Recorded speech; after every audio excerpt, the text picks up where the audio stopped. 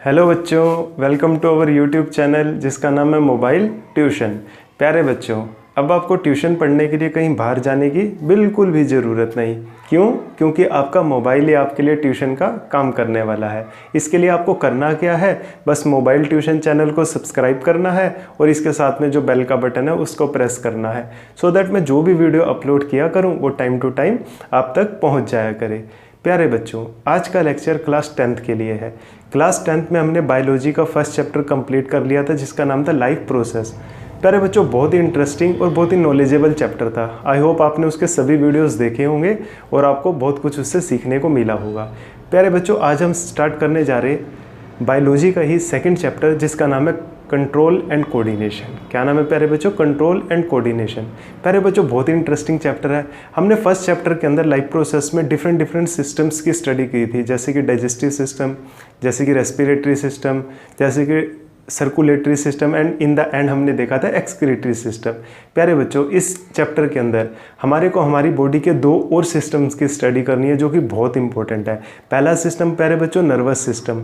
हाँ, nervous system प्यारे बच्चों जो हमारी बॉडी के सभी फंक्शंस को कंट्रोल करता है, और उसकी हेल्प करने के लिए हमारी बॉडी में एक और सिस्टम होता है जिसको हम एंडोक्राइन सिस्टम या केमिकल सिस्टम बोलते हैं। प्यारे बच्चों, केमिकल सिस्टम और एंडोक्राइन सिस्टम की स्टडी हमें प्लांट्स के लिए भी करनी है। तो कुल मिलाकर ये भी बहुत ज़्यादा इंटरेस्टिंग नॉलेजेबल चैप्टर होने वाला है। एग्जाम पॉइंट ऑफ व्यू से भी बहुत इंपॉर्टेंट है और बहुत ही इजी चैप्टर है। प्यारे बच्चों, इतनी सारी बातें करने के बाद अब हम स्टार्ट करने जा रहे हैं नया चैप्टर जिसका नाम है कंट्रोल एंड कोऑर्डिनेशन। तो प्यारे बच्चों, हेडिंग लगाओ कंट्रोल एंड कोऑर्डिनेशन। इस चैप्टर में हमें कौन कौन से टॉपिक पढ़ने हैं, पहले मैं उसको लिख लेता हूँ और फिर वन बाय वन सभी टॉपिक्स को बहुत डिटेल में जानने की कोशिश करेंगे। प्यारे बच्चों, सबसे पहले हमें पढ़ना स्टिमुलाई क्या होती है। स्टिमुलाई के बाद प्यारे बच्चों हमें पढ़ना कोऑर्डिनेशन क्या होता है। कोऑर्डिनेशन क्या होता है। उसके बाद हमें पढ़ना है कि which system perform coordination. Which system perform coordination, ठीक। फिर हमारे को देखना है नर्वस सिस्टम के बारे में। नर्वस सिस्टम क्या होता है, ठीक। फिर हमारे को इसके बाद देखना है न्यूरॉन्स क्या होते हैं। फिर हमें न्यूरॉन्स के बाद पढ़ना है types of neuron. Types of neuron, ठीक। और टाइप्स ऑफ न्यूरॉन के बाद हमें पढ़ना है प्यारे बच्चों properties of neuron. Properties of neuron. Properties of neuron के बाद प्यारे बच्चों हमारे को पढ़ना है साइनैप्स और neurotransmitter. Synapse and neurotransmitter. Transmitter ये पढ़ना है हमारे को। इसके बाद प्यारे बच्चों हमें देखना है मोस्ट इंपॉर्टेंट रिफ्लेक्स एक्शन क्या होता है। रिफ्लेक्स एक्शन के बाद हमारे को देखना है रिफ्लेक्स आर्क क्या होती है। इतने सारे टॉपिक हमारे को इस चैप्टर में, इस लेक्चर में कवर करने हैं जो कि बहुत ही इंपॉर्टेंट है और ये पूरे के पूरे चैप्टर का हमारा बेस बनेगा, ठीक है प्यारे बच्चों। अब मैं आपको एक छोटी सी कहानी सुनाऊंगा, तकरीबन 2-3 मिनट की होगी और आपको वो बोर बिल्कुल नहीं करेगी। प्यारे बच्चों, जो बातें मैं अब आपको बताने के लिए जा रहा हूँ ये बातें पूरे चैप्टर में इस्तेमाल होने वाली हैं। इनफैक्ट इन्हीं बातों को लेकर ये चैप्टर बना गया है। तो आप इन बातों को ध्यान से सुनो और इसको समझने की कोशिश करो, तो आपके लिए चैप्टर बहुत ज़्यादा ईजी होने वाला है। देखो बच्चों, होता क्या है, सपोज़ करो इस गिलास में गर्म चाय भरी हुई है। इस गिलास में गर्म चाय भरी हुई है और जैसे ही ये गिलास के साथ में मेरा हाथ टच करता है, जैसे ही इस गिलास के साथ में मेरा हाथ टच करता है तो सडनली मैं अपने हाथ को हटा लेता हूँ। आई होप आपको फील हो गया हो। या ऐसा कोई सपोज़ करो कोई नोकीला ऑब्जेक्ट है, ठीक, उसको मेरा हाथ लगा और फिर मैं एकदम से हाथ को हटा लेता हूँ। ऐसा कैसे होता है? ऐसा कैसे होता है कि हमारी बॉडी में क्या क्या हुआ जिसकी वजह से हमारा हाथ उस पर्टिकुलर ऑब्जेक्ट से हट गया या किसी दूसरे ऑब्जेक्ट की तरफ चला गया। सपोज़ करो जैसे कि आप यहाँ पे गरम चाय थी, ठीक है, वो गिलास आपके हाथ पर लगा तो आपका हाथ जलने लग जाएगा और पास में ही आइस पड़ी हुई है तो सडनली आप अपना हाथ आइस की तरफ ले जाओगे, यानी यहाँ से आपने हाथ हटाया और आइस की तरफ ले गए।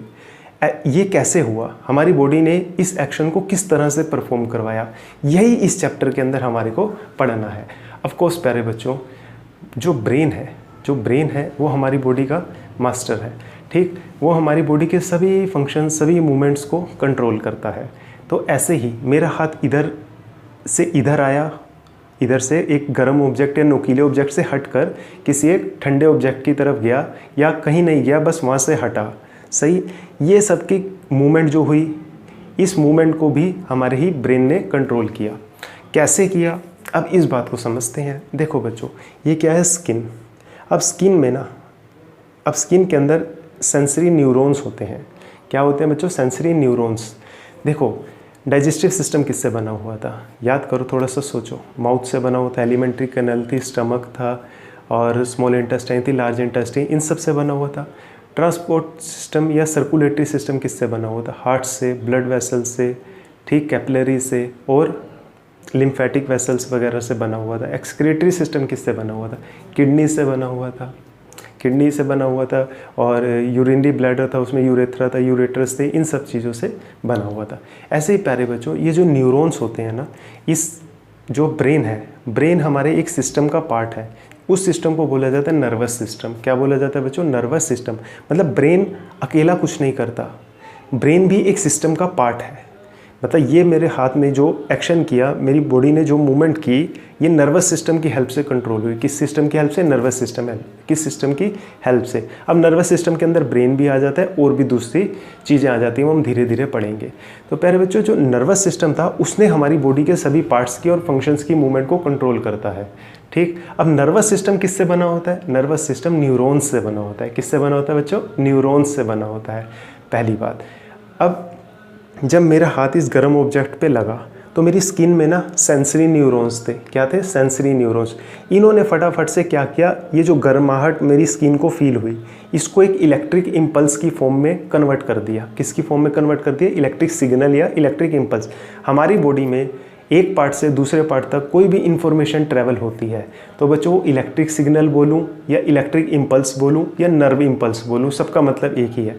बेसिकली इलेक्ट्रिक सिग्नल्स की फॉर्म में ट्रांसमिट होती है एक पार्ट से दूसरे पार्ट तक। अब यहाँ पर सपोज करो मुझे कुछ चुभा, कांटा चुभा यहाँ पर, ठीक है। अब उस कांटे की वजह से मुझे पेन हुई। अब पेन जो है, पेन की सेंसेशन मुझे तब तक नहीं होगी जब तक ब्रेन नहीं फील करेगा। ठीक, यहाँ पर कांटा चुभने से मुझे पेन नहीं हुई, जब ये सिग्नल ब्रेन के पास गया तो मुझे पेन फील हुई। अब इस सिग्नल को ब्रेन के पास कैसे गया, इलेक्ट्रिक सिग्नल की फॉर्म में। अब इस कांटे ने चुभा मेरे हाथ को, हाथ पे मेरे ये कांटा चुभा।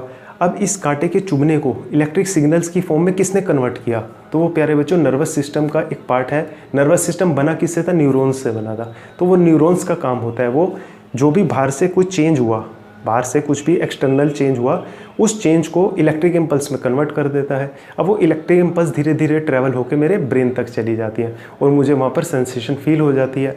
अब ब्रेन उस सेंसेशन को फील करता है, उस इन्फॉर्मेशन को, जो इलेक्ट्रिक सिग्नल्स की फॉर्म में जो इन्फॉर्मेशन गई है, ब्रेन उसको रीड करता है। रीड करने के बाद डिसाइड करता है कि क्या एक्शन करना। अब उसने डिसाइड कर दिया कि मैंने ये एक्शन करना है, तो उसने जो एक्शन डिसाइड किया ना प्यारे बच्चों, तो उसने उस एक्शन को भी, उस एक्शन का ऑर्डर जो भेजा, उस एक्शन का जो ऑर्डर भेजा कि उस पार्ट को ये काम करना है, तो उसने उस ऑर्डर को भी भेजा किसकी फॉर्म में, इलेक्ट्रिक सिग्नल्स की फॉर्म में। किसकी फॉर्म में भेजा, इलेक्ट्रिक सिग्नल्स की फॉर्म में। और वो इलेक्ट्रिक सिग्नल आ किसकी हेल्प से रहे, न्यूरॉन्स की हेल्प से। जा किसकी हेल्प से रहे थे, न्यूरॉन्स की हेल्प से। ठीक है, तो यहाँ पर ब्रेन से ऑर्डर आया, ब्रेन से ऑर्डर आया किसकी फॉर्म में, इलेक्ट्रिक सिग्नल्स की फॉर्म में। ब्रेन के पास इंफॉर्मेशन गई थी किस फॉर्म में, इलेक्ट्रिक सिग्नल की फॉर्म में। ब्रेन से इंफॉर्मेशन या ऑर्डर आया किसकी फॉर्म में, इलेक्ट्रिक सिग्नल्स की फॉर्म में। तो वो जो इलेक्ट्रिक सिग्नल्स की फॉर्म में जो ब्रेन के पास से ऑर्डर आया, तो वो यहाँ पर मसल्स थे। यहाँ पर मसल्स हमारी पूरी बॉडी में होते हैं, आपने मस्कुलर टिश्यू पढ़ रखा है 9th में। तो क्या होता है, वो मसल ने उस इंफॉर्मेशन को, जो ऑर्डर आया था ब्रेन का, उसको रिसीव कर लिया और रिसीव करने के साथ ही उसने एक एक्शन परफॉर्म कर दिया कि यहाँ से हाथ को हटा लो, ये गर्म ऑब्जेक्ट से हाथ को हटा लो। तो इस तरह से हम किसी भी एक्शन को परफॉर्म करते हैं। तो बेसिकली इन शॉर्ट मैं दोबारा बताता हूँ, जैसे हम किसी पर्टिकुलर मान लो ऑब्जेक्ट से कॉन्टैक्ट में आते हैं, किसी पर्टिकुलर ऑब्जेक्ट के कॉन्टैक्ट में आए, तो वहाँ से क्या हुआ, हमारी बॉडी के साथ कुछ एक चेंज हुआ, हमारी बॉडी के एक्सटर्नल एटमॉस्फेयर में कुछ चेंज आया, तो हमारी बॉडी ने कुछ चेंज फील किया। उस चेंज को इलेक्ट्रिक सिग्नल्स की फॉर्म में फील किया जाता है। किसकी फॉर्म में, इलेक्ट्रिक सिग्नल्स की फॉर्म में। तो यहाँ पे जो न्यूरॉन्स थे उन्होंने उस चेंज को कन्वर्ट किया किस में, इलेक्ट्रिक सिग्नल्स की फॉर्म में। पहली बात तो न्यूरॉन का पहला काम क्या हो गया, जो भी चेंज हो रहा है उसको इलेक्ट्रिक सिग्नल्स की फॉर्म में कन्वर्ट कर देना। दूसरा, जो इलेक्ट्रिक सिग्नल्स की फॉर्म में उसने कन्वर्ट किया, अब वो इन्फॉर्मेशन ब्रेन तक जा रही है, हमारी बॉडी के एक पार्ट से ब्रेन तक जा रही है, हाथ से सपोज करो ब्रेन तक जा रही है। अब उन इलेक्ट्रिक सिग्नल्स को लेके कौन जा रहा है, न्यूरॉन्स ही लेके जा रहे हैं। तो न्यूरॉन्स का दूसरा काम क्या है, it carries the electric impulse. तीसरा काम, ब्रेन के अंदर उस इंफॉर्मेशन को पढ़ा गया, इलेक्ट्रिक इम्पल्स जो गई थी, ब्रेन ने उस इंफॉर्मेशन को रीड किया, फिर उसने डिसाइड किया कि मुझे ये एक्शन करना है, ये एक्शन करना है, वहाँ से हाथ हटाना है। तो उसने फिर से अपने ऑर्डर को, जो ब्रेन ने जो ऑर्डर करना है उसको इलेक्ट्रिक सिग्नल्स की फॉर्म में भेजा।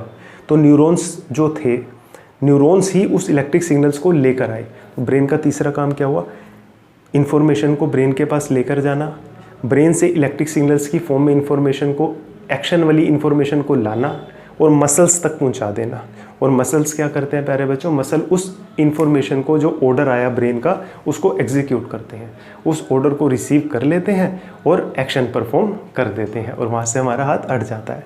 तो बच्चों ये कहानी होती है कुछ जो हमारे को इस चैप्टर में पढ़नी है। तो 1 बाय 1 पढ़ेंगे, चीज़ें और क्लियर हो जाएंगी। तो सबसे पहले एक बात याद रखना, हमारी बॉडी में जो भी इन्फॉर्मेशन जाती है ब्रेन के पास या किसी और पार्ट के पास या किसी और पार्ट से किसी दूसरे पार्ट के पास ट्रैवल करती है, वो इलेक्ट्रिक सिग्नल्स की फॉर्म में ट्रैवल करती है। I hope it is understandable to you now. Okay, तो प्यारे बच्चों 1 बाय 1 हम इन चीज़ों को पढ़ने की कोशिश करते हैं। सबसे पहले बच्चों पढ़ते हैं स्टिमुलाई क्या होता है। सबसे पहले हम पढ़ेंगे स्टिमुलाई क्या होता है। देखो स्टिमुलाई क्या होता है, स्टिमुलस या स्टिमुलाई क्या होते हैं प्यारे बच्चों। देखो अभी अभी मैंने बताया था आपको कि यहाँ पे गर्म चाय का गिलास था, मेरा हाथ लगा तो मैंने हाथ को हटा लिया। तो प्यारे बच्चों मैंने हाथ को क्यों हटाया, मेरा हाथ अगर यहाँ पे गर्म चाय का प्याला ना होता तो मेरा हाथ यहाँ पड़ा रहता, मैं ना हटाता। तो बेसिकली क्या था, ये जो हमारे आसपास की चीज़ें होती हैं, हम इसको बोलते हैं एक्सटर्नल एटमॉस्फेयर या एनवायरनमेंट बोलते हैं। तो प्यारे बच्चों मेरे आसपास के एनवायरनमेंट में कुछ चेंज आया, जैसे कि पहले गर्म चाय का प्याला नहीं पड़ा हुआ था, अब किसी ने लाके पास में रख दिया, तो मेरा एनवायरनमेंट चेंज हो गया। तो उस जो एनवायरनमेंट के अंदर जो चेंज आया और उस चेंज के लिए मेरी बॉडी ने जो रिस्पॉन्ड किया, सुनो ध्यान से, मेरे आसपास के एटमॉस्फेयर में थोड़ा सा चेंज आया। पहले खाली जगह थी, फिर किसी ने उस गर्म चाय के प्याले को रख दिया। अब उस चेंज की वजह से मेरी बॉडी के डिफरेंट पार्ट्स ने उसके लिए कुछ एक्शन परफॉर्म किया। मेरी बॉडी को ज़रूरत महसूस हुई कि उस जो चेंज आया है उसके लिए एक्शन परफॉर्म करे। तो जिस चेंज की वजह से मेरी बॉडी ने एक्शन परफॉर्म किया, उस चेंज को ही हम क्या कह देते हैं, स्टिमुलस या स्टिमुलाई। स्टिमुलस सिंगुलर होता है, स्टिमुलाई प्लूरल होता है। आई होप आपको समझ आया। मेरे आसपास के एटमॉस्फेयर में कोई भी चेंज आता है और मेरी बॉडी उस चेंज के लिए जब रिस्पॉन्ड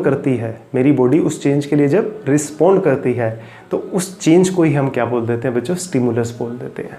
तो स्टिमुलस क्या होता है, it is the change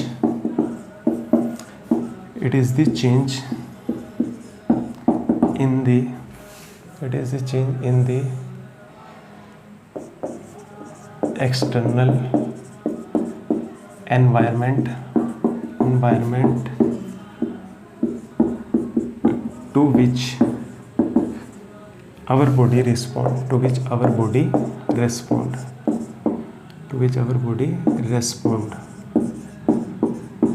is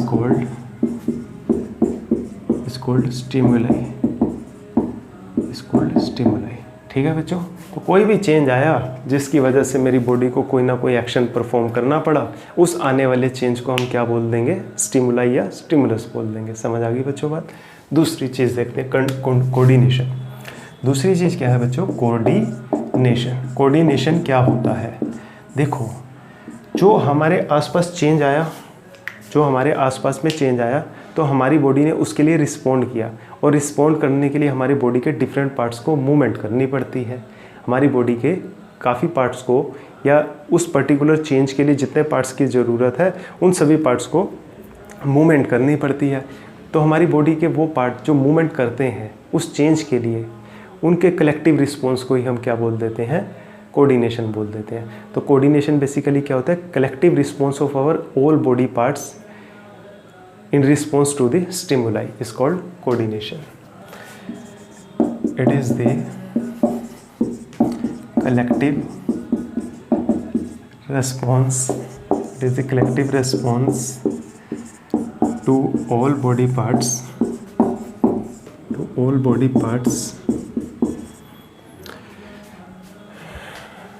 to all body parts to stimuli is called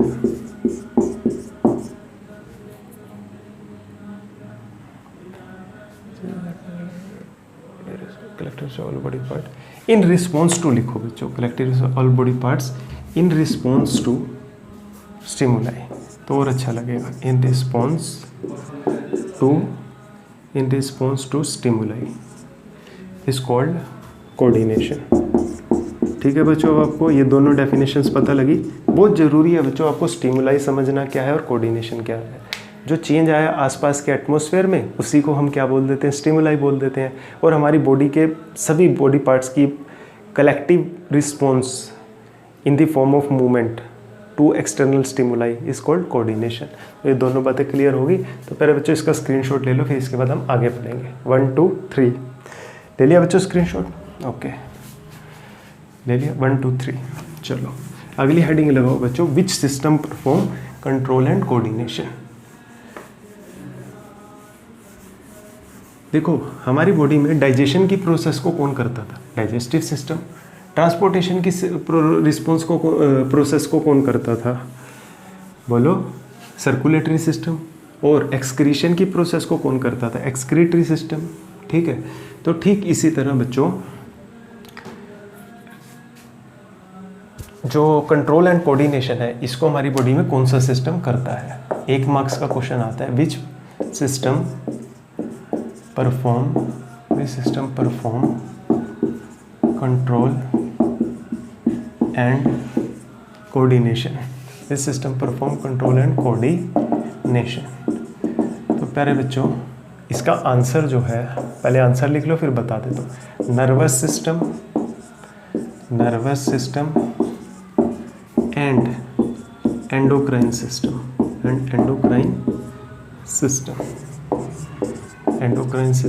perform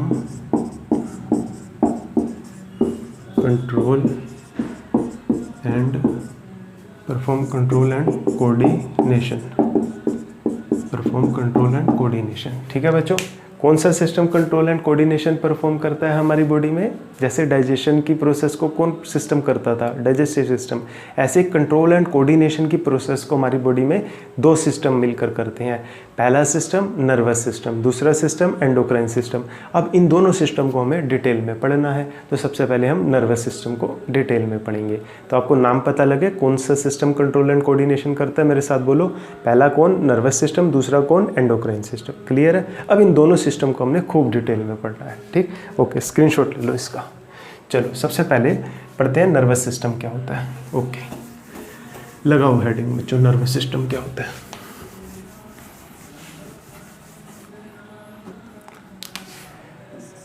nervous system, it performs, वही बात लिखनी पड़ेगी, it performs control and coordination.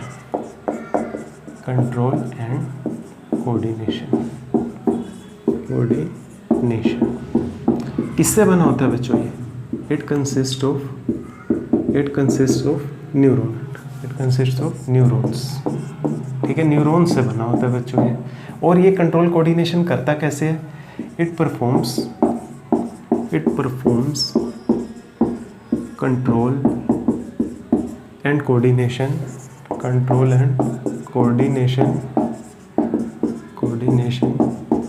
By conducting,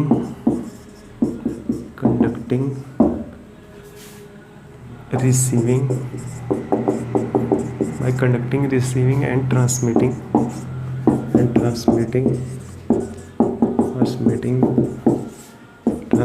the electric impulses। Electrical को ही नर्व इम्पल्स भी बोलते हैं, nerve impulses. ठीक है बच्चों, ये क्या है? Impulse, nerve impulses. ठीक है बच्चों, स्क्रीनशॉट ले लो। चलो बच्चों, नर्वस सिस्टम होता क्या है? नर्वस सिस्टम का फंक्शन क्या है? नर्वस सिस्टम का फंक्शन है कंट्रोल एंड कोऑर्डिनेशन करना। अब नर्वस सिस्टम बना किससे होता है? नर्वस सिस्टम प्यारे बच्चों न्यूरॉन्स से बना होता है। किससे बना होता है? न्यूरॉन्स से। Basic structural and functional unit of nervous system क्या है? न्यूरॉन्स। अगर मैं पूछूं basic structural and functional unit of kidney क्या थी, तो आप फटाफट से आंसर करोगे नेफ्रॉन। ऐसे ही बच्चों basic structural and functional unit of nervous system क्या होती है? That is neuron. ठीक है, तो ये अभी तो ये शुरुआत है। नर्वस सिस्टम को खूब डिटेल में हम पढ़ेंगे।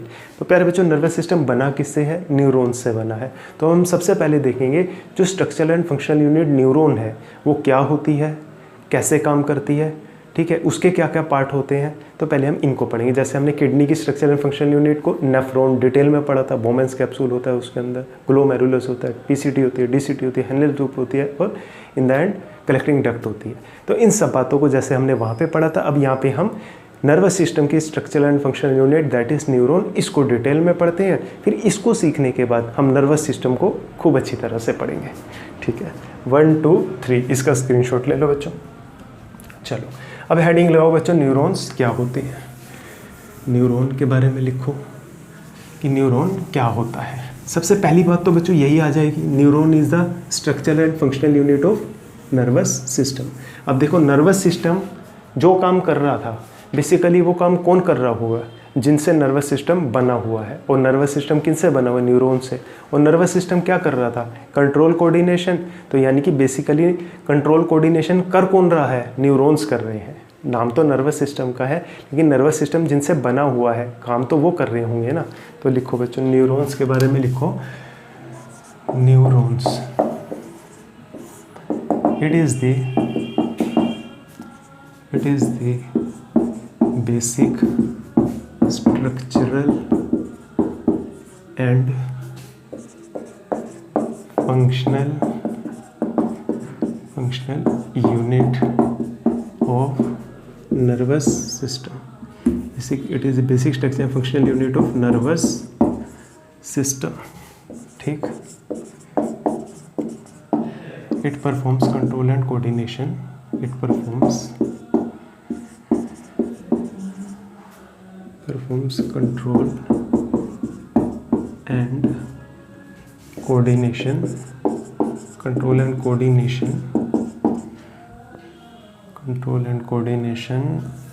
by conducting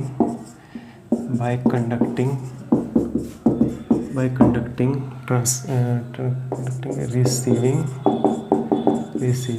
and transmitting the electric impulses या नर्व इम्पल्सेस। ठीक है बच्चों, जो काम बेसिकली नर्वस सिस्टम कर रहा था वो कौन कर रहे होंगे? न्यूरॉन्स कर रहे होंगे। नाम तो नर्वस सिस्टम का इलेक्ट्रिकल नर्व इम्पल्सेस।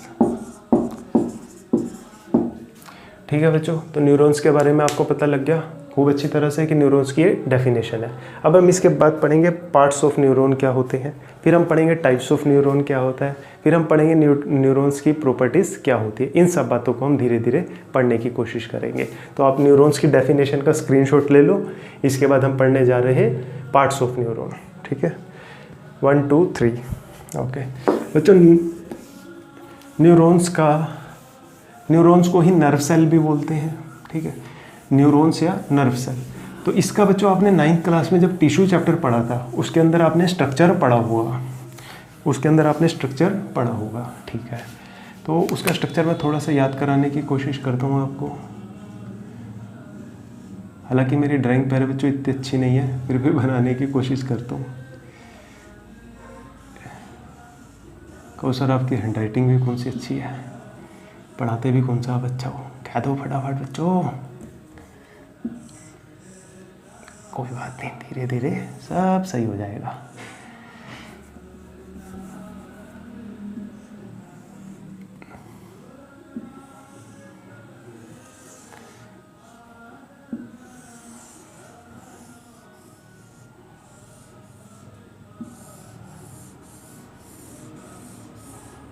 ठीक है प्यारे बच्चों, और ये बीच में इस तरह से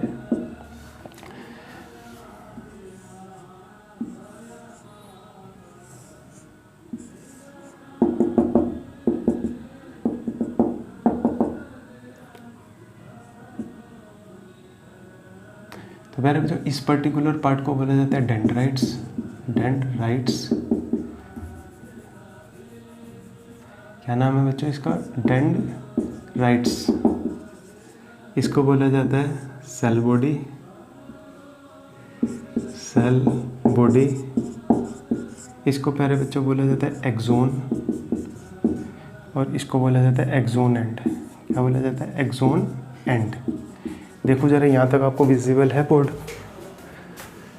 हाँ, अच्छी तरह से विजिबल है। तो प्यारे बच्चों ये है स्ट्रक्चर ऑफ न्यूरॉन, और ये हैं इसके मेन पार्ट्स जो हमारे को पढ़ने हैं। ठीक है, तो सबसे पहले पार्ट की स्टडी करते हैं बच्चों, दैट इज़ डेंड्राइट्स। सबसे पहले फर्स्ट पार्ट पढ़ते हैं, दैट इज़ डेंड्राइट। ठीक, तो डेंड्राइट का बच्चों क्या काम होता है? डेंड्राइट्स, देखो डेंड्राइट्स देखने में ही लग रहा है ये न्यूरॉन के सबसे टॉप मोस्ट साइड पे होता है, जहाँ से न्यूरॉन शुरू हुआ सबसे बाहर की तरफ क्या होता है? डेंड्राइट होता है। तो बेसिकली अब मेरी स्किन में भी क्या है? न्यूरॉन्स है।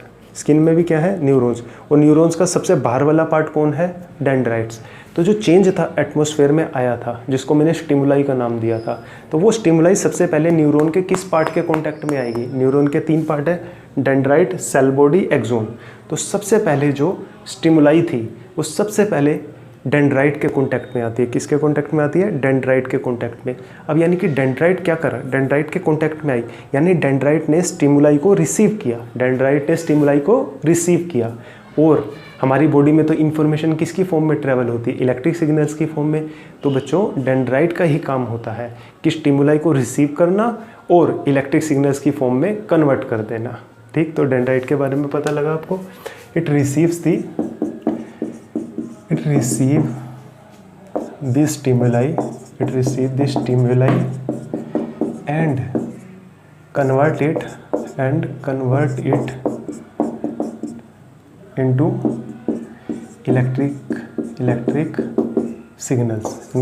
into electric signals तो ये बच्चों होता है डेंड्राइट का फंक्शन।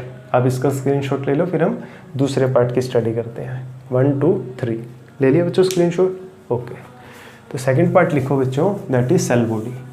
सेकंड पार्ट क्या था? Cell body. सेल बॉडी ने क्या किया? देखो सेल बॉडी ने क्या किया? सेल बॉडी किसका पार्ट है? न्यूरॉन का। डेंड्राइट ने बाहर से स्टिमुलाई को पकड़ लिया और इलेक्ट्रिक सिग्नल की फॉर्म में कन्वर्ट कर दिया। तो इलेक्ट्रिक सिग्नल की फॉर्म में जब कन्वर्ट किया तो वो पास कर देता है वो उस इन्फॉर्मेशन को सेल बॉडी के पास। सेल बॉडी उस इन्फॉर्मेशन को भेज देती है एक्सोन के पास, और एक्सोन के पास जब वो information in the form of electric signals पहुंचती है तो एक्सोन जो होता है वो नेक्स्ट न्यूरॉन को दे देता है, और इस तरह से धीरे धीरे धीरे इन्फॉर्मेशन हमारे ब्रेन तक जाती है, और ब्रेन से धीरे धीरे उस ब्रेन का ऑर्डर इफेक्टर तक जाता है। मतलब इफेक्टर वो पार्ट होते हैं जो एक्शन करते हैं स्टिमुलाई के लिए।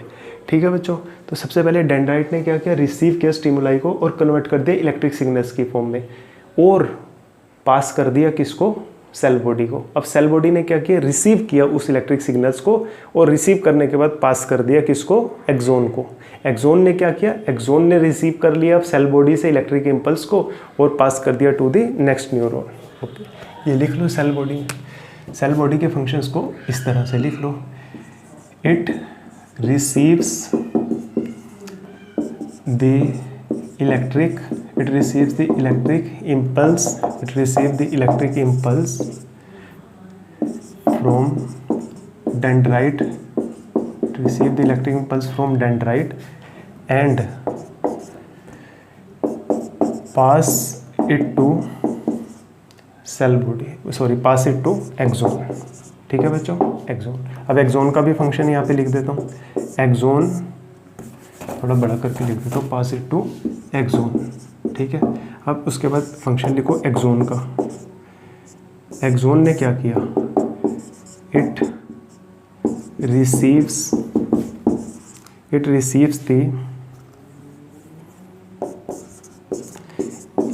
द इलेक्ट्रिक सिग्नल या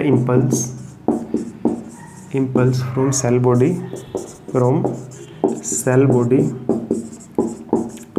it receive the electric impulse from cell body and pass to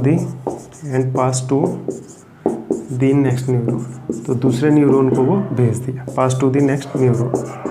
ठीक है बच्चों, ये थे न्यूरॉन्स का स्ट्रक्चर, उसके टाइप्स और उसके डिफरेंट पार्ट्स के फंक्शन। ठीक है बच्चों, समझ आया आपको? आई होप अच्छी तरह से क्लियर हुआ होगा। इसका स्क्रीनशॉट ले लो। इसके बाद हम अगली चीज़ पढ़ने के लिए जा रहे हैं, दैट इज़ स्टिमुलाई हो गया, कोऑर्डिनेशन हो गया, नर्वस सिस्टम हो गया, नर्वस न्यूरॉन्स हो गया। अब हम पढ़ेंगे टाइप्स ऑफ न्यूरॉन। क्या पढ़ेंगे बच्चों? Types of neuron. फटाफट से इसका स्क्रीनशॉट ले लो।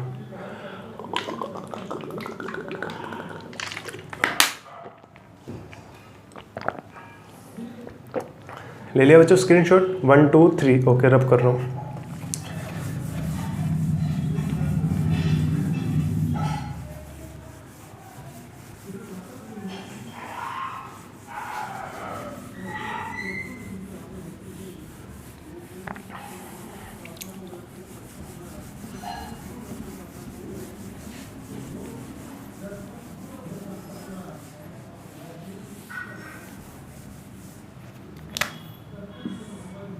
चलो बच्चों, अगली हेडिंग लगाओ, that is types of neuron.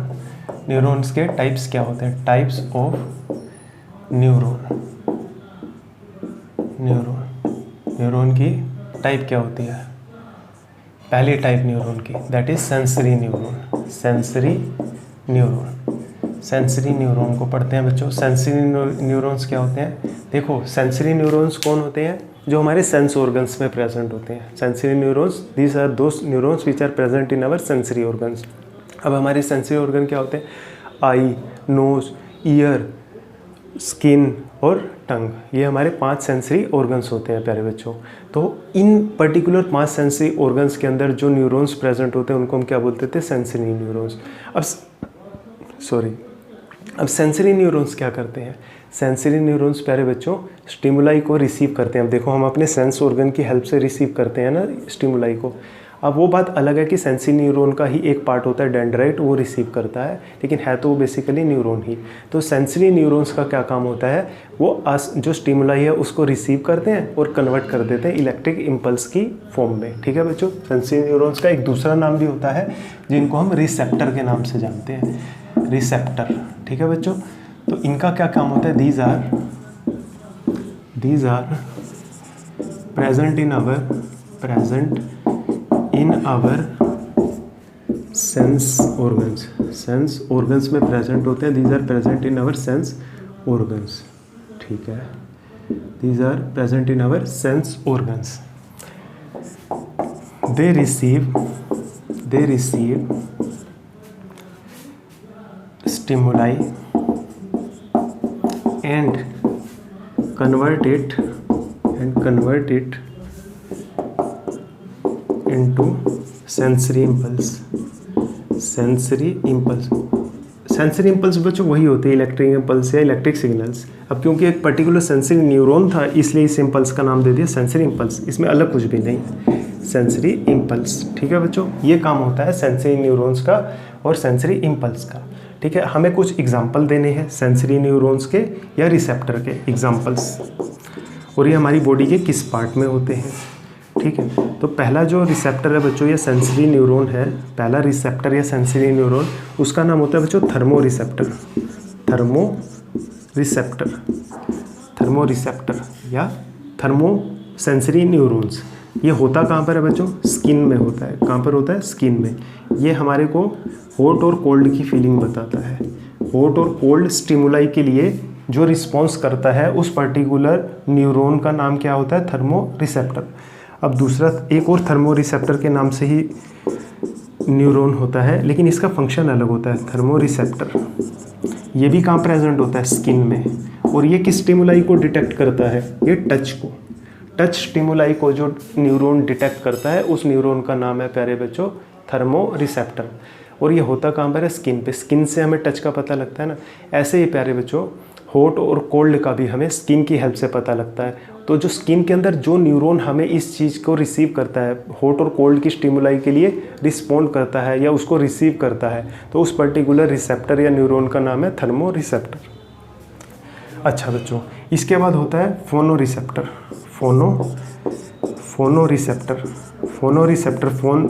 Phone हम कहाँ पर लगाते हैं? फ़ोन कान पे। तो प्यारे बच्चों यानी कि ये कहाँ प्रेजेंट होता है? ईयर में। तो ये किस स्टिमुलाई के लिए रिस्पॉन्ड करता है? साउंड के लिए। किसके लिए? साउंड के लिए। अच्छा, एक होता है फोटो रिसेप्टर। फ़ोटो को हम देखते हैं ना, तो यानी कि ये कहाँ होते हैं, ये आई में होते हैं। क्या होते हैं प्यारे बच्चों, आई में।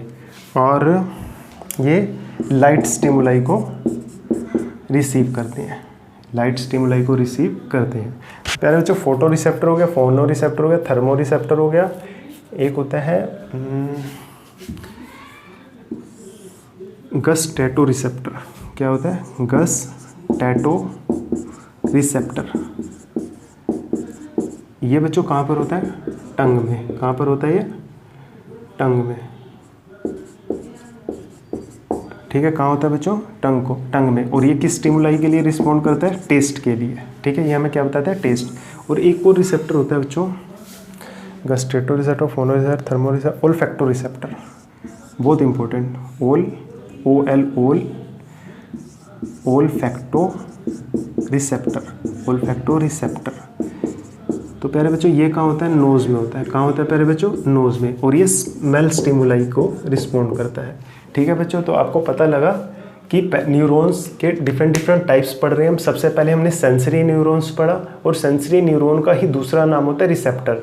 ये वो न्यूरॉन होते हैं जो हमारे सेंस ऑर्गन्स में होते हैं। और हमारे सेंस ऑर्गन कौन कौन से होते हैं, स्किन, आई, ईयर, नोज़, ठीक, और टंग। ये हमारे क्या है बच्चों, सेंसरी ऑर्गन्स। तो इनके अंदर जो न्यूरॉन प्रेजेंट होते हैं, उन न्यूरॉन्स को हम पर्टिकुलर नाम से जानते हैं, रिसेप्टर या सेंसरी न्यूरॉन। तो फिर इसके बाद हमने देखा हमारे जिस पर्टिकुलर पार्ट में जो न्यूरॉन होता है उसका क्या नाम होता है, और वो किस स्टिमुलाई के लिए फंक्शन करता है।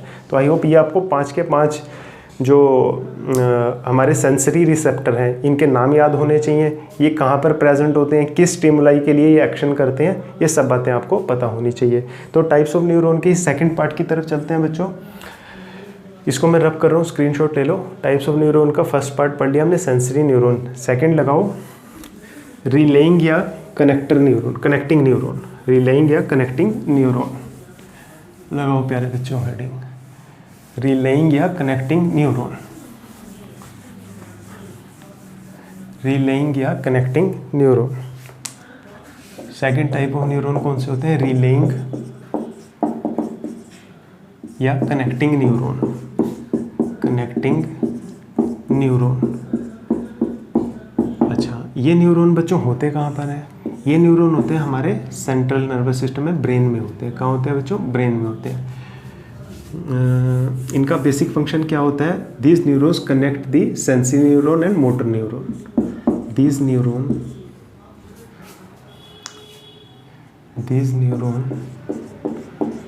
connects the these neurons connect the sensory neuron, connects the sensory neuron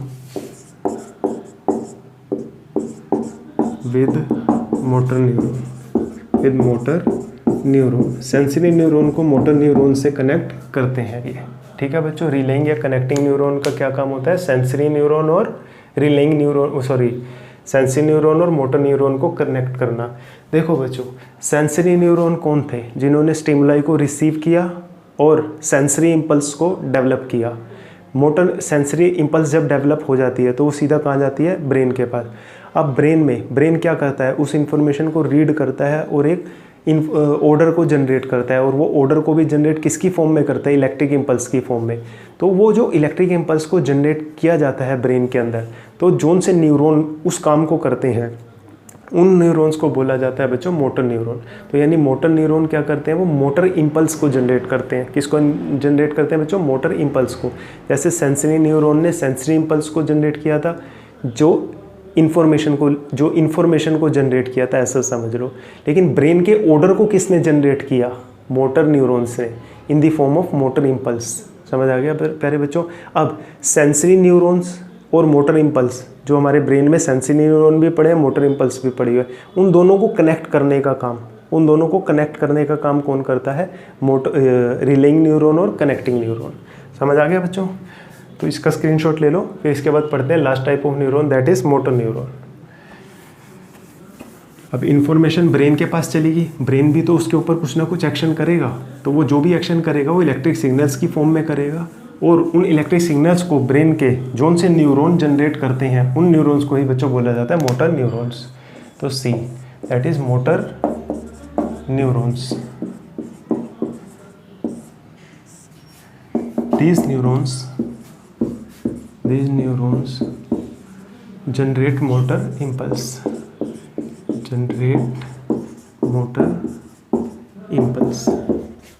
ठीक है बच्चों, ये न्यूरॉन क्या करते हैं? This type of neuron generate motor impulse. तो 3 टाइप के न्यूरॉन थे और तीनों ही हमने पढ़ लिए. इसका स्क्रीनशॉट ले लो बच्चों. इसके बाद पढ़ते हैं प्रॉपर्टीज ऑफ न्यूरॉन के बारे में. ओके 1 2 3. चलो बच्चों हेडिंग लगाओ. अगला topic that is property of neuron. Property of neurons क्या होती हैं? Properties of neuron. Properties of neuron मतलब कि कुछ इंटरेस्टिंग बातें न्यूरॉन के बारे में. प्यारे बच्चों, अगर न्यूरॉन्स एक बार इंजर्ड हो जाए, तो वो कभी भी रिकवर नहीं करते, कभी भी वो ठीक नहीं होते. तो पहली बात, the neurons which gets injured never recovered. पहली ये इनकी प्रॉपर्टी होती है. दूसरी बात, प्यारे बच्चों, जब हम पैदा हुए तो हमारे पैदा होने के बाद नए न्यूरॉन बनना बंद हो जाते हैं. तो यानी जितने न्यूरॉन हम पैदा हुए थे तब थे हमारे पास, उतने ही न्यूरॉन हमारे पास आज है. तो no new neuron is formed after birth. ठीक है बच्चों. तीसरी न्यूरॉन की प्रॉपर्टी क्या होती है? बच्चों, न्यूरॉन्स को यदि 5 मिनट तक ऑक्सीजन ना मिले तो ये क्या होते हैं? मर जाते हैं. क्या होते हैं? मर जाते हैं. ठीक. तो न्यूरॉन्स को ऑक्सीजन की कमी बिल्कुल भी नहीं होनी चाहिए. अदरवाइज़ एक बार वो डेड हो गए तो वो दोबारा से रीजनरेट नहीं होंगे, या इंजर्ड हो गए, या डिसफंक्शन हो गए, तो उनके दोबारा से रीजनरेशन का कोई चांस नहीं है. तो न्यूरॉन्स अगर सोचो डीजनरेट हो गए, मतलब उन्होंने काम करना बंद कर दिया. अब मेरी स्किन है, इसमें सेंसरी न्यूरॉन्स ने काम करना बंद कर दिया, तो मुझे पता ही नहीं लगेगा मेरे पास में कोई हॉट ऑब्जेक्ट है या कोल्ड ऑब्जेक्ट है, और वो मुझे इंजर्ड करता रहेगा. I hope it is clear to you. ठीक है. तो बच्चों प्रॉपर्टीज ऑफ न्यूरॉन्स में लिखो,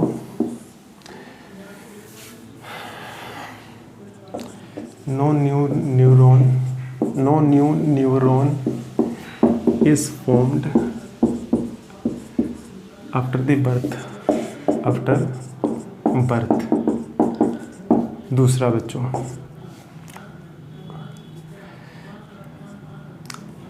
दे डाई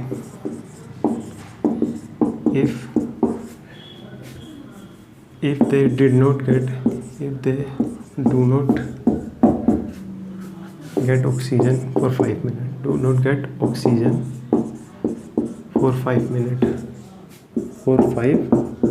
minutes. ठीक. तीसरा,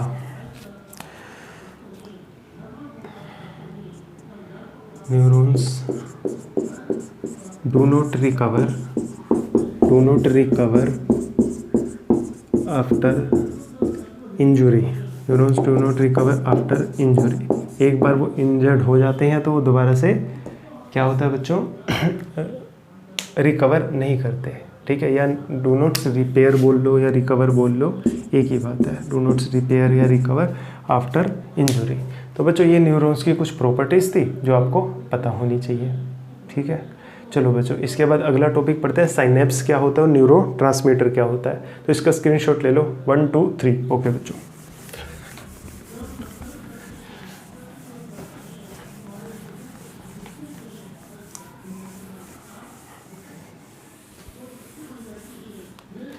देखो साइनेप्स क्या होता है.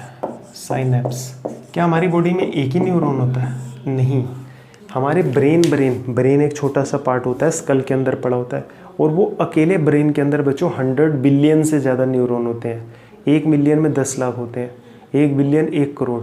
तो प्यारे बच्चों 100 करोड़ से ज़्यादा न्यूरॉन तो हमारे ब्रेन में होते हैं. अभी पूरा नर्वस सिस्टम तो बहुत बड़ा है, सोचो कितने न्यूरॉन्स होते होंगे.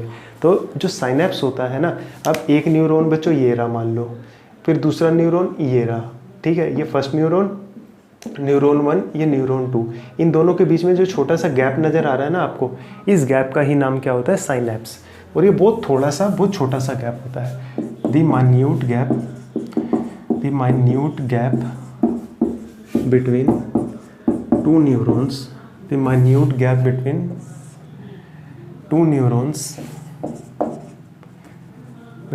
Neurons is called synapse. Is called synapse. ठीक है बच्चों, साइनेप्स क्या होता है? The minute gap between two neurons is called synapse. अगली हेडिंग लगाओ न्यूरोट्रांसमीटर। 1 मार्क्स में पूछा जाता है बच्चों इनको, न्यूरोट्रांसमीटर। देखो न्यूरोट्रांसमीटर, अब क्या हुआ बच्चों, जैसे ये एक न्यूरॉन था, ठीक है, न्यूरॉन 1, और एक ये दूसरा न्यूरॉन है, न्यूरॉन 2। ध्यान से समझना, इसके ऊपर क्वेश्चन बनता है। बीच में ये क्या है, जो गैप है, इसका नाम क्या है बच्चों? साइनेप्स। क्या नाम है? साइनेप्स। देखो अब जब इम्पल्स यहाँ पे पहुँच गई न्यूरॉन के लास्ट पार्ट में, यानी कि एक्सोन एंड के पास पहुँच गई, एक्सोन एंड के पास पहुँच गई, अगर आपको स्ट्रक्चर ध्यान में हो तो। डेंड्राइट से कहाँ गई? सेल बॉडी के पास, सेल बॉडी से एक्सोन पे, एक्सोन के पास एक्सोन एंड या एक्सोन टर्मिनल के पास पहुंची। तो अब इसे दूसरे न्यूरॉन के डेंड्राइट के पास जाना है, इसे दूसरे न्यूरॉन के डेंड्राइट के पास जाना है, और बीच में तो बच्चों गैप है, बीच में तो गैप है जिसको हम साइनेप्स बोलते हैं। तो जैसे ही प्यारे बच्चों इम्पल्स एक्सोन एंड के पास पहुंचती है, तो इस साइनेप्स के अंदर, ये जो साइनेप्स है, साइनेप्स क्या है? Gap between two neuron. इस गैप के बीच में एक केमिकल रिलीज हो जाता है।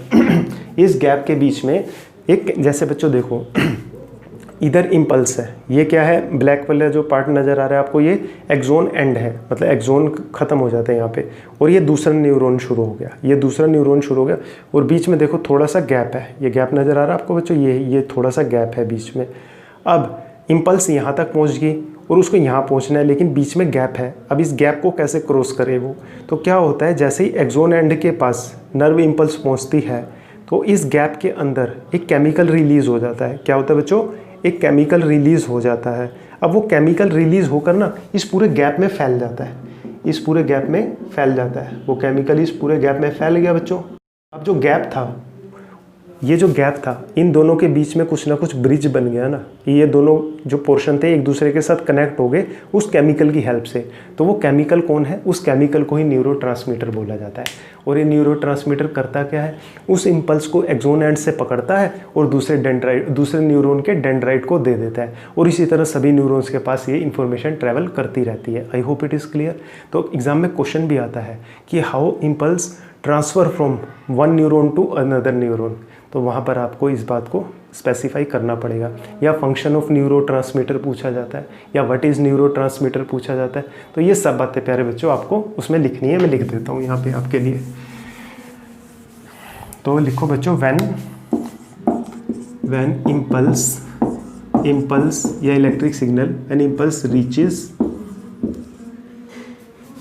To one end of a neuron, when nerve impulse reaches to axon end, लिखो बच्चों axon end, the chemical gets diffused in the synapse,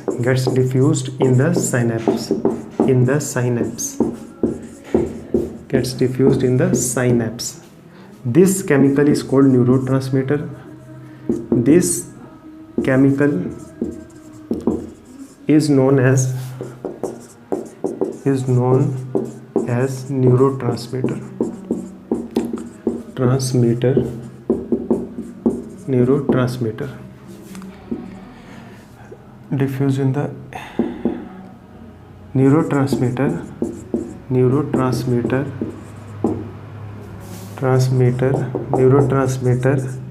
receive electric impulse from axon end and pass to next neuron. तो next neuron को प्यारे बच्चों वो पास कर देता है। तो ये फंक्शन हो गया किसका? न्यूरोट्रांसमीटर का। और न्यूरोट्रांसमीटर होता क्या है, या इस तरह से पूछ ले कि इम्पल्स एक न्यूरॉन के एंड से दूसरे न्यूरॉन के पास कैसे जाती है। How impulse transfer from one neuron to another neuron. ठीक है, तो उसमें बता देंगे डेंड्राइट्स इलेक्ट्रिक सिग्नल्स की फॉर्म में कन्वर्ट कर देता है और सेल बॉडी को पास कर देता है। सेल बॉडी उसको रिसीव करती है और एक्सोन को पास कर देती है। एक्सोन उसे एक्सोन एंड की तरफ ट्रांसफ़र कर देता है, और जैसे ही एक्सोन एंड के पास पहुंचती है नर्व इम्पल्स, तो फिर ये सारी कहानी लिख देना। समझ गए बच्चों? चलो इसका स्क्रीनशॉट ले लो। इसके बाद हम पढ़ने जा रहे हैं रिफ्लेक्स एक्शन, बहुत इंपॉर्टेंट, 3 मार्क्स। रिफ्लेक्स एक्शन और रिफ्लेक्स आर्क 3 मार्क्स पक्के आएगा ही आएगा पेपर में। 3 मार्क्स पक्के आएगा ही आएगा पेपर में, लिख लो कहीं पे मेरी बात को। तो बच्चों रिफ्लेक्स एक्शन क्या होता है? देखो क्या होता है, मैंने बोला हमारी बॉडी के सभी एक्शंस को ब्रेन कंट्रोल करता है, लेकिन ये बात अधूरी है। सभी एक्शंस को ब्रेन कंट्रोल करता है, लेकिन ब्रेन के साथ साथ में हमारी बॉडी में एक और पार्ट होता है। ब्रेन के साथ साथ में हमारी बॉडी में एक और पार्ट होता है जो कि हमारे बॉडी के एक्शंस को कंट्रोल करने में ब्रेन की हेल्प करता है। इनफैक्ट क्या करता है, कई बार हमारे को किसी स्टिमुलाई के लिए, स्टिमुलाई जो चेंज हो रहा है आसपास, स्टिमुलाई पर एक्शन इतनी तेज़ लेना होता है, स्टिमुलाई पर एक्शन इतनी तेज़ लेना होता है कि हम चाहते हैं कि वो इन्फॉर्मेशन ब्रेन तक पहुँचे भी ना और उससे पहले एक्शन हो जाए। देखो बच्चों ये क्या है, ये मेरा हाथ है, यहाँ पर मान लो कोई स्टिमुलाई मेरे ने फील करी, तो यहाँ से क्या होगा, इम्पल्स जाएगी। तो आपको क्या लग रहा है कि सीधा ब्रेन के पास नहीं, यहाँ स्पाइनल कोड के पास जाती है। स्पाइनल कोड उसको ब्रेन के पास भेजता है, स्पाइनल कोड उसको ब्रेन के पास भेजता है। जब हम नर्वस सिस्टम अगले लेक्चर में पढ़ेंगे, पार्ट्स ऑफ नर्वस सिस्टम, उसमें हम जानेंगे कि कोई भी इंफॉर्मेशन हमारी बॉडी में है वो पहले स्पाइनल कोड के पास जाती है, फिर ब्रेन के पास जाती है। तो प्यारे बच्चों पहले किसके पास गई? स्पाइनल कोड के पास। स्पाइनल कोड ने उसको भेजा ब्रेन के पास। लेकिन कई बार इमरजेंसी इतनी ज़्यादा होती है, आप बाइक चला रहे हो, सामने से एकदम से चींटा आ जाए, तो आप एकदम से पलक बंद कर लेते हो ना। तो प्यारे बच्चों उस समय वो एक्शन ब्रेन ने नहीं करवाया, स्पाइनल कोड ने खुद ही करवा दिया। मतलब कई बार क्या हुआ कि सपोज़ करो आपके पेरेंट्स घर से बाहर गए हुए हैं और आपका वो छोटा ब्रदर घर पर है, ठीक है, या छोटी सिस्टर घर पर है, तो उनको किसी चीज़ की ज़रूरत है। अब वो चीज़ जो उनको चाहिए वो यूजुअली अपने पेरेंट्स की परमिशन के बिना ही नहीं मिल सकती उनको। तो लेकिन अब उनको वो चीज़ चाहिए, अब पेरेंट्स घर पे नहीं है और आपको पता है इस चीज़ की इनको अभी ज़रूरत है, तो आप क्या करोगे, पेरेंट्स बाहर गए हुए हैं लेकिन आप उनको वो चीज़, वो ऑब्जेक्ट अवेलेबल करवा दोगे। सपोज़ करो आपका छोटा ब्रदर या सिस्टर पढ़ाई कर रहे हैं, उनका पेन ख़त्म हो गया, तो जनरली पेन पेरेंट्स ने अलमीरा में रखे हुए हैं और उन्होंने बोला हुआ है कि जब पेन ख़त्म होगा मैं ही पेन दूंगा। तो क्या हुआ, लेकिन वो बाहर गए हैं और आपको पता है आपके ब्रदर सिस्टर का क्या हो रहा है, होमवर्क जो है वो इनकम्प्लीट रह जाएगा। तो उस समय आपने क्या करा, आपने अपने पेरेंट्स का जो काम था वो काम आपने कर लिया। तो ऐसे ही कई बार क्या होता है, जो काम ब्रेन का होता है लेकिन इमरजेंसी इतनी ज़्यादा होती है कि हम इंतज़ार नहीं कर सकते कि इस काम को ब्रेन करे, हमारे पास टाइम नहीं है, तो उस काम को स्पाइनल कोड, उस फंक्शन को स्पाइनल कोड परफॉर्म कर देता है। तो ऐसा फंक्शन, ऐसा एक्शन जिसको स्पाइनल कोड परफॉर्म कर देता है, उस पर्टिकुलर एक्शन को हम क्या बोल देते हैं, रिफ्लेक्स एक्शन। इसमें ब्रेन की कोई डायरेक्ट इन्वॉल्वमेंट नहीं होती। अब आपके पेरेंट्स घर पर है, आपने बता दिया कि मैंने इनको पेन दिया था। ऐसे ही जब एक्शन हो जाता है तो वो इन्फॉर्मेशन ब्रेन के पास स्पाइनल कोड भेज देती है कि मैंने ऐसे एक्शन किया है, ठीक है बच्चों। लेकिन एक्शन कर किसने दिया, स्पाइनल कोड ने। क्यों? क्योंकि इमरजेंसी इतनी ज़्यादा थी। तो ऐसे कई एक्शन होते हैं जो स्पाइनल कोड ही कंट्रोल कर लेती है। बहुत ही इमरजेंसी सिचुएशन में जो भी एक्शन करना होता है बहुत जल्दी, हम वेट नहीं कर सकते कि वो इम्पल्स ब्रेन तक जाए और ब्रेन से वापस आए, तो बहुत जल्दी हमें रिएक्ट करना पड़ता है उस पर्टिकुलर सिचुएशन के लिए। तो वो सब काम स्पाइनल कोड ही देख लेती है। तो ऐसे एक्शन जिनको स्पाइनल कोड ने ही डिसाइड किया, तो वो सब एक्शंस क्या कहलाते हैं, रिफ्लेक्स एक्शन। इसको अब डेफिनेशन की फॉर्म में भी लिख लेते हैं जो कि आपके एग्जाम में पूछी जाती है।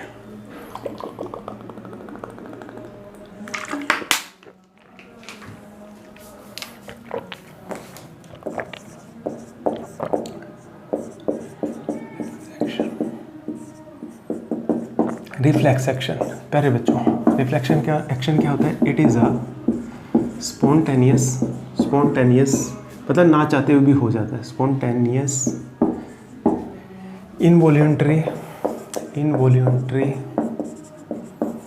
एंड मैकेनिकल का मतलब कुछ फिजिकल मूवमेंट होगी। It is a spontaneous involuntary and mechanical response to stimuli. In reflex action, there is an action on impulse is an action on impulse before the impulse reaches to brain, before the impulse reaches to brain, ठीक है। later बाद में later this information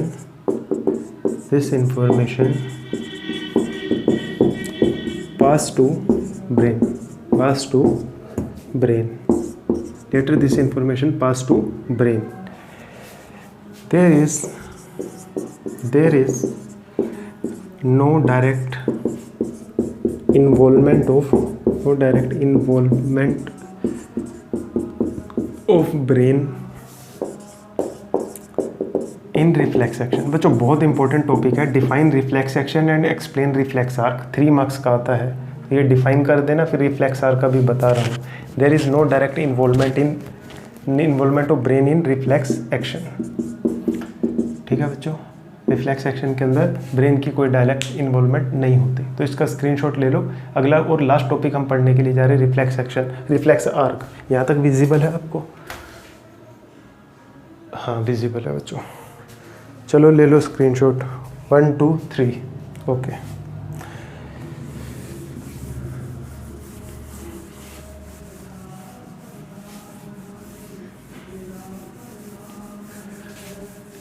प्यारे बच्चों अगली heading लगाओ, reflex arc.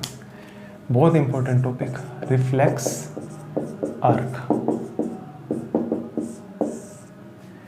देखो reflex action में जो इम्पल्स ने पाथ फॉलो किया था, स्पेशली रिफ्लेक्स एक्शन में रिफ्लेक्स एक्शन में जो इम्पल्स ने पाथ फॉलो किया था, उस पाथ को ही क्या बोला जाता है? रिफ्लेक्स आर्क बोला जाता है। क्या बोला जाता है बच्चों? Reflex arc. The path followed by electric या sensory impulse during reflex action is called reflex arc. तो इस रिफ्लेक्स आर्क के कुछ स्टेप्स होते हैं, वो सभी स्टेप मैं आपको बता देता हूँ। 5 स्टेप होते हैं बच्चों इसके, ठीक। The path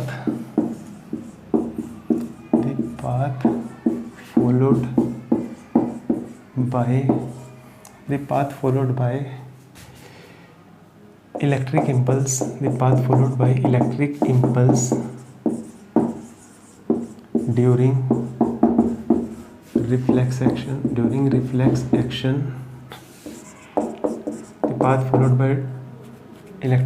during reflex action is called reflex arc, ठीक है। these are following parts of reflex arc। मतलब रिफ्लेक्स जो इम्पल्स थी वो कहाँ से कैसे घूमती है, वो ही उसके पार्ट्स बन जाते हैं। सबसे पहला रिसेप्टर। these neurons देखो बच्चों क्या है, जो मैंने बताया था अभी, जो स्टिमुलाई को रिसीव करते हैं हमारे सेंस ऑर्गन की हेल्प से, उन्हें हम रिसेप्टर या सेंसरी न्यूरॉन्स बोलते हैं। तो सबसे पहले स्टिमुलाई को हमारे सेंसरी ऑर्गन ही रिसीव करते हैं। तो वो क्या करते हैं, उस स्टिमुलाई को रिसीव कर इलेक्ट्रिक इम्पल्स में, सेंसरी इम्पल्स में कन्वर्ट कर देते हैं। पहली बात, ये काम था सेंसरी न्यूरॉन्स का। अब बच्चों जो सेंसरी इम्पल्स जनरेट हो चुकी है, उस सेंसरी इम्पल्स को जिस रास्ते से, अब ब्लड किसके अंदर फ्लो करता है? नर्व्स के अंदर फ्लो करता है ना, वेसल्स में फ्लो करता है, कैपिलरीज में, आर्टरी में, वेन में फ्लो करता है ना। ऐसे बच्चों जो सेंसरी इम्पल्स थी वो किसके अंदर ट्रैवल करती हुई जाती है? जिसके अंदर वो ट्रैवल करती जाती है उसको बोलते हैं sensory nerve.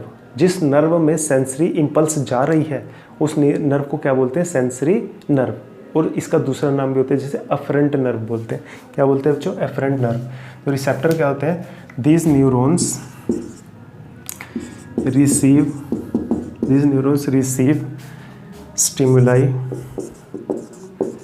stimuli and convert into sensory impulse, sensory impulse में कन्वर्ट कर देते हैं। ठीक है बच्चों, स्क्रीनशॉट ले लो, फिर इसका सेकंड पार्ट पढ़ते हैं रिफ्लेक्स आर्क का। ले लिया बच्चों स्क्रीनशॉट, 1 2 3। ओके, सेकंड पार्ट लिखो बच्चों, सेंसरी नर्व। सेंसरी नर्व कौन है? जिसके अंदर सेंसरी इम्पल्स ट्रेवल करेगी। सेकंड पार्ट है बच्चों sensory nerve.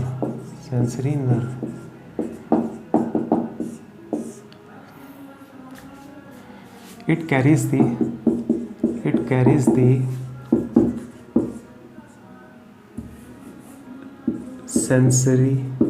the sensory impulse to sensory impulse to central nervous system, मतलब ब्रेन के पास लेकर जाती है, ब्रेन और स्पाइनल कॉर्ड के पास। लिख लिया बच्चों। रिसेप्टर क्या करते हैं? रिसीव करते हैं और सेंसरी इम्पल्स में कन्वर्ट कर देते हैं। अब वो सेंसरी इम्पल्स को सीएनएस के पास जो नर्व लेकर जाती है उसको बोलते हैं सेंसरी नर्व। स्क्रीनशॉट ले लो। ओके, तो अगली हेडिंग लगाओ बच्चों, स्पाइनल रिफ्लेक्सेस। स्पाइनल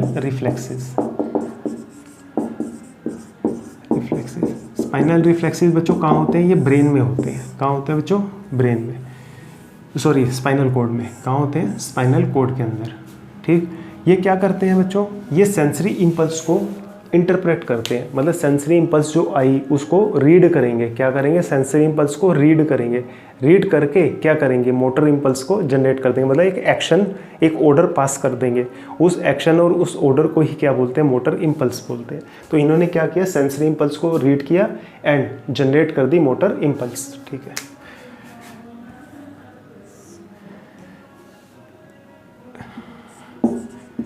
दे रीड लिखो बच्चों, they reads the sensory impulse, and decide the action को डिसाइड किया एंड डिसाइड द एक्शन। ठीक है बच्चों, अगला लिखो, and decide the action and generate motor neurons, sorry motor impulse, और मोटर इम्पल्स को जनरेट कर दिया एंड जनरेट मोटर इम्पल्स। ठीक है, समझ आ गया बच्चों स्पाइनल रिफ्लेक्सेस क्या होता है। फिर अगला पार्ट लिखो, डी, मोटर नर्व। जैसे सेंसरी इम्पल्स को बच्चों, सेंसरी इम्पल्स को स्पाइनल कॉर्ड के पास कौन लेकर जा रहा था? Sensory nerve. ऐसे ही अब स्पाइनल रिफ्लेक्सेस ने क्या करा? उस सेंसरी इम्पल्स को रीड कर लिया और ऑर्डर पास कर दिया इन the form of motor impulse. अब उस मोटर इम्पल्स को स्पाइनल कॉर्ड से उस पर्टिकुलर बॉडी के पार्ट तक जो नर्व लेकर आती है उसे क्या बोल देते हैं? Motor nerve. तो मोटर नर्व क्या होती है? और सेंसरी नर्व का बच्चों एक और नाम होता है एफरेंट नर्व।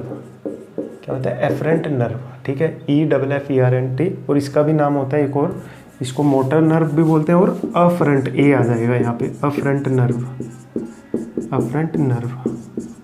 ठीक है, इट कैरीज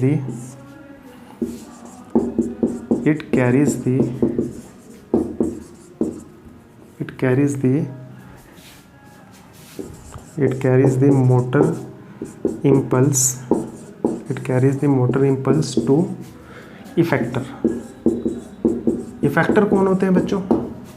सपोज करो यहाँ पे गर्म चाय का प्याला टच किया मेरे, ठीक है, यहाँ से क्या हुआ? सेंसरी न्यूरॉन ने सेंसरी इम्पल्स जनरेट कर दी। वो सेंसरी इम्पल्स सेंसरी नर्व के थ्रू स्पाइनल कॉर्ड या ब्रेन के पास चली गई। ठीक, वहाँ पर उसको रीड किया गया और मोटर इम्पल्स जनरेट कर दी गई। अब मोटर नर्व की हेल्प से वो मोटर इम्पल्स यहाँ तक आ गई। अब यहाँ पे जो मसल्स थे, ये मसल एक्शन करते हैं यहाँ से हाथ को हटाने में। हमारी बॉडी के एक्शंस मूवमेंट में जो हेल्प करते हैं वो मसल्स हेल्प करते हैं। Muscle helps in the movement of body. तो ये मूवमेंट में किसने हेल्प की? मसल्स ने हेल्प की। और उन्हीं को हम क्या बोल देते हैं? इफेक्टर। जो मसल उस इम्पल्स के लिए एक्शन परफॉर्म करते हैं उनको हम इफेक्टर बोल देते हैं। तो लास्ट हमारा आ जाएगा बच्चों इफेक्टर। ठीक है, तो ये इसका स्क्रीनशॉट ले लो। आई होप आपको रिफ्लेक्स आर्क कब समझ में आया। पहला क्या था? रिसेप्टर, उन्होंने स्टिमुलाई को रिसीव किया, सेंसरी इम्पल्स जनरेट कर दी। सेकंड पार्ट क्या था? सेंसरी नर्व, जो सेंसरी इम्पल्स को लेके स्पाइनल कॉर्ड के पास गया। फिर स्पाइनल रिफ्लेक्सेस, उन्होंने उस स्पाइनल उन्होंने उस सेंसरी इम्पल्स को रीड किया और मोटर इम्पल्स जनरेट कर दी। फिर मोटर या अफरेंट नर्व वो मोटर इम्पल्स को लेकर इफेक्टर तक आई। इफेक्टर कौन होगा? वो मसल जो एक्शन करेगा, ठीक है, किसके लिए? इम्पल्स के लिए। चलो बच्चों स्क्रीनशॉट ले लो। फिर लास्ट, इसके बाद हम पढ़ने जा रहे हैं लास्ट पार्ट इसका, 5th part, that is effector. लगाओ बच्चों हेडिंग, ई पार्ट इसका लिखो इफेक्टर। इफेक्टर क्या होते हैं? Muscles. These are muscles where impulse terminates and action on the stimuli taken. E part लिखो बच्चों, क्या था ई पार्ट? इफेक्टर। इफेक्टर बच्चों क्या होता है? These are muscles where impulse gets terminated, and जहाँ पर इम्पल्स क्या होता है? टर्मिनेट हो जाती है, and action on stimuli is taken. उस स्टिमुलाई पर एक्शन ले लिया जाता है, ठीक है बच्चों।